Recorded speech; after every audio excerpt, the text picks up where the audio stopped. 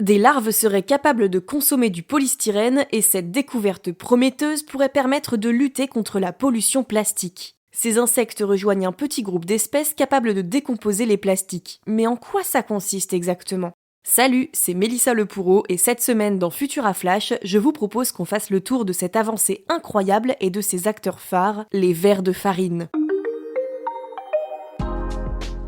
Le polystyrène, on ne le présente plus. Il se trouve dans les emballages alimentaires, électroniques et industriels et il n'est vraiment pas facile à dégrader.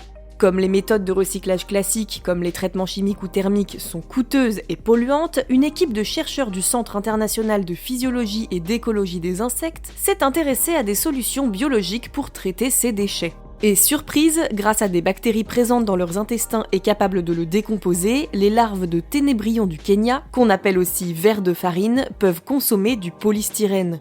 Ces vers sont originaires d'Afrique, certes, mais ils sont aujourd'hui présents dans plusieurs régions du monde.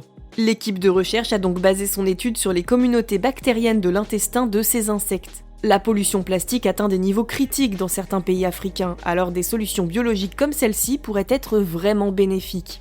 L'objectif n'est pas de libérer en masse ces insectes dans la nature, mais plutôt d'exploiter leurs bactéries et enzymes pour le traitement des déchets plastiques.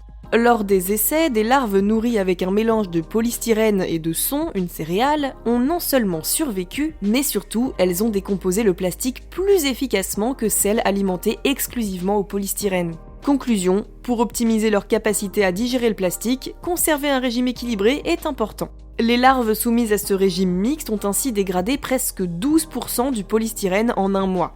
Après analyse de la flore intestinale de ces insectes, on observe d'ailleurs une augmentation des populations de bactéries comme les protéobactéries et firmicutes qui sont déjà connues pour leur adaptabilité et leur capacité à décomposer des matériaux complexes.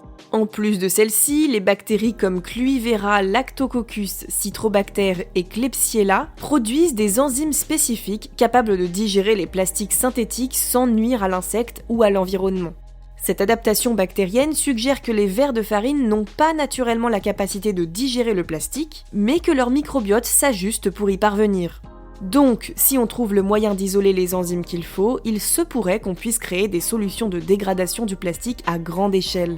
Dans un futur proche, le but est d'identifier et d'isoler les souches bactériennes et les enzymes responsables de la décomposition du polystyrène pour évaluer leur potentiel pour recycler d'autres types de plastiques. Et si ça peut contribuer à réduire la pollution plastique de manière durable et adaptable à grande échelle, ça serait encore mieux. En tout cas, on est sur la bonne voie. Et vous, qu'en pensez-vous ? Aviez-vous déjà entendu parler d'insectes ou de bactéries capables de dégrader le plastique ? Dites-nous tout en commentaire. Quant à moi, je vous retrouve prochainement pour un nouvel épisode de Futura Flash.